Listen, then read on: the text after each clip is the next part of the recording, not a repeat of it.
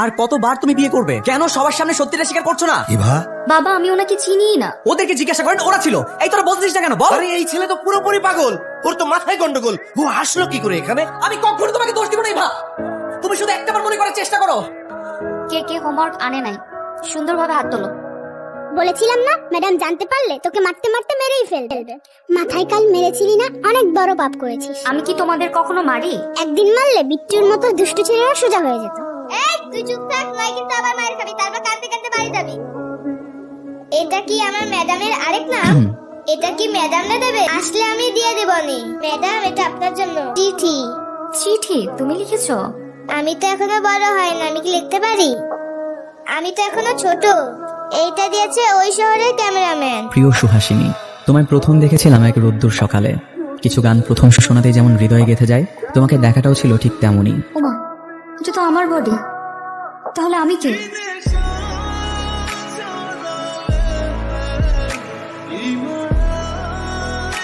আপনি এখানে? তাহলে আইসিইউতে?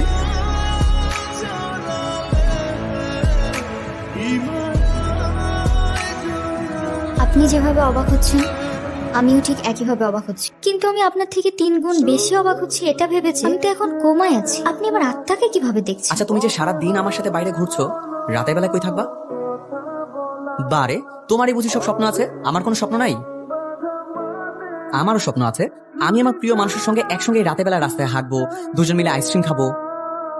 কোনটা খান? আরে চিঠি, আমি কেন সব খাইতে যাবো? এই কই থেকে এসব উল্টাপাল্টা লোক আছে বলো তো? ভাই আপনার যে পিনি কইছে ভাই, ভাই আপনি এমপল খাইছেন না দেশাল খাইছেন?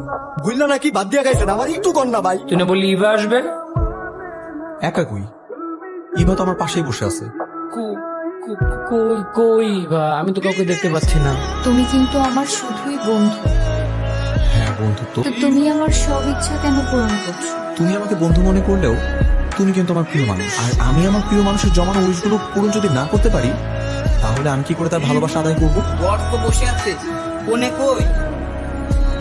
কোনে তো আমার পাশেই বসে আছে। কালাডা না সাদাডা? আচ্ছা একটু দেখবেন, ওদিন 302 নম্বর কেবিনে যে পেশেন্টটা ছিল উনি কোথায়? আচ্ছা একটা মিনিট। উনি তো 5 তারিখে কোমা থেকে বের হয়ে গিয়েছে, তারপর আমরা ওনাকে রিলিজ করে দিয়েছি।